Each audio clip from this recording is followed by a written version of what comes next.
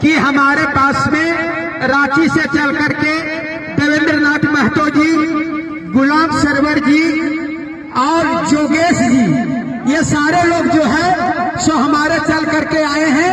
हम तमाम लोगों का हार्दिक अभिनंदन करते हैं और साथ ही साथ हम आप लोगों का हम हार्दिक अभिनंदन करते हैं कि कम से कम वो अंधरा से आप लोग बढ़िया जागर हैं। ये बोला कि 1932 का खतिया और सब झारखंडी के लिए नियोजन नीति बनाया।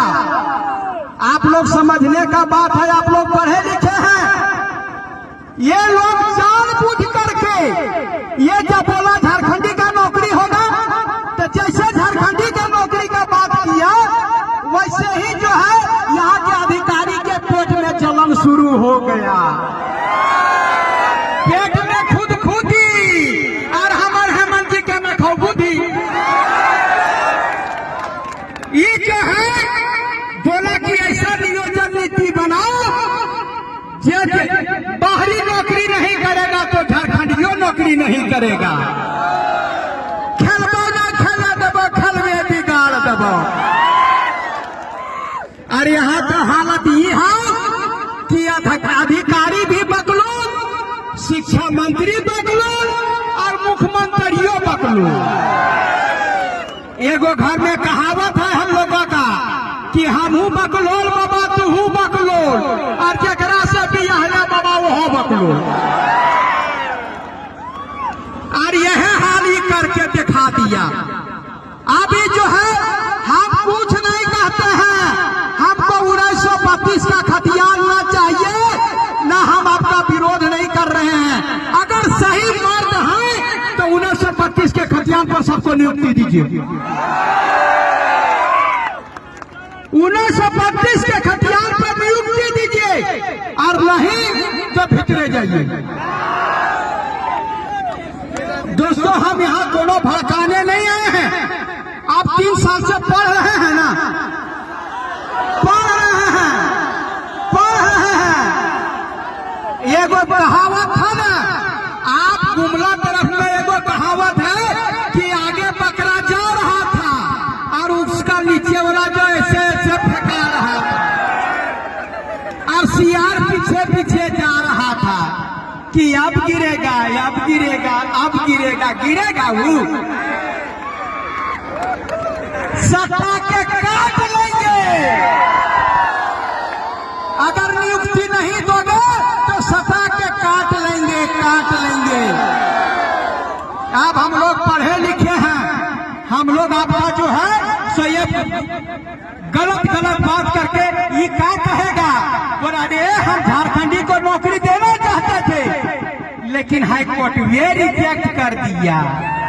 अरे अंधरा, जब ये नियोजन नीति बन रहा था तो इनके एक ही ने कहा था, एडवोकेट जनरल महाधिवक्ता विधि विभाग ने कहा था कि ये नियोजन नीति आपका हाई कोर्ट में नहीं टिकेगा, तब भी इनको सोचना चाहिए था। लेकिन ये जो है ये नहीं माने। काहे नहीं माने? काहे कि इनको नियुक्ति देना नहीं था, इनको बरगलाना था। अभी जो 1932 का खतियान लेकर के चल रहे, अरे 32 का खतियान है तो रघुवर दास जैसा कलेजा दिखाओ। 85 के आधार पर उन्होंने नियुक्ति दे दिया। हाई कोर्ट सुप्रीम कोर्ट कुछ नहीं करेगा। High court supreme court high school को क्या कर दिया? पंचायत सचिव को सुप्रीम कोर्ट ने दे दिया नियुक्ति करने का आदेश। कुछ नहीं करेगा। जिसमें 5 लाख लड़कों का, हमारा झारखंडी लड़कों का नौकरी हो जाएगा, कभी भी सुप्रीम कोर्ट और हाई कोर्ट नहीं कहेगा कि नौकरी से निकाल दो। ये लोग बोलता है सब बड़ा बड़ा जो आप जोहार यात्रा निकाले और ओकर पहले बोलता है मुर्गी पालो, सुअर पालो और बकरी पालो। काहे का? ये इसलिए बोल रहे हैं कि इनको पता था कि नियुक्ति नियोक्ति नहीं रहेगी, इसलिए मुर्गी पालो। आपको पूछते हैं सब, अभी कोई एक मीडिया के बंधु हमको बोले कि ये आप मनोज जी सबको नियुक्ति देना अनिवार्य है। हम बोले रे अंधरा, सबका नियुक्ति हम थोड़े मांग रहे हैं, तोरा क्या मीडिया वाला बनाया रे? ये प्रश्न पूछने भी नहीं जानते हो। हम 5 लाख लड़का का रोजगार मांग रहे हैं, जो 5 लाख खाली पद है उस पर नियुक्ति मांग रहे हैं।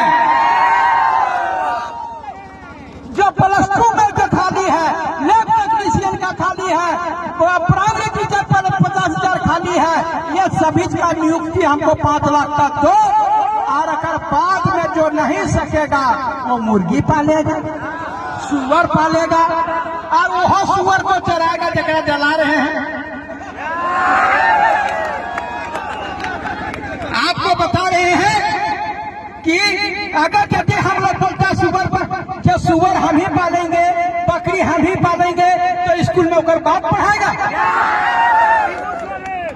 दरोगा होकर बाप बनेगा, टीएसपी वीडियो बाप बनेगा।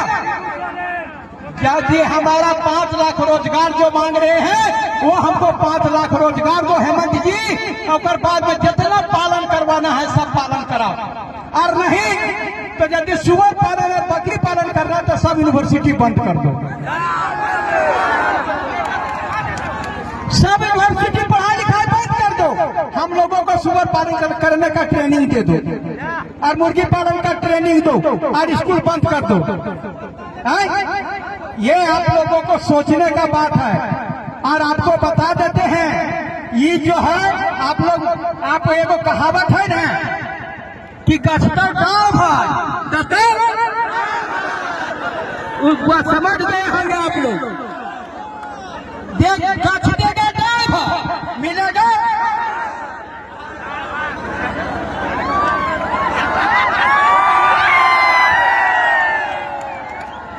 और हम लोग पहले सोचते थे कि हिम्मत है तो हिम्मत है, और हम कहते हैं अब की हिम्मत है तब दिक्कत है।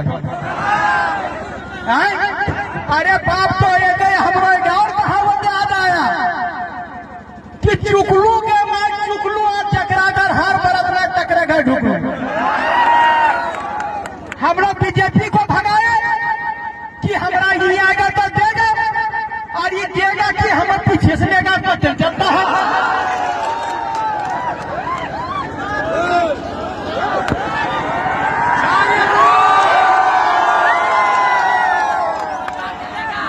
ये चीज आपको समझना पड़ेगा दोस्तों। मैं नेतागिरी करने नहीं आया हूँ, आपका मैं नेता बनने नहीं आया हूँ। मैं सिर्फ आपका कामना करता हूँ कि आप लोगों का नौकरी हो जाए और उसके बाद हम यहाँ से चले जाएंगे। बोलिए तो हम वनवास चले जाएंगे, हमको कोई जरूरत नहीं है। साथ ही साथ यहाँ पर बहुत सारे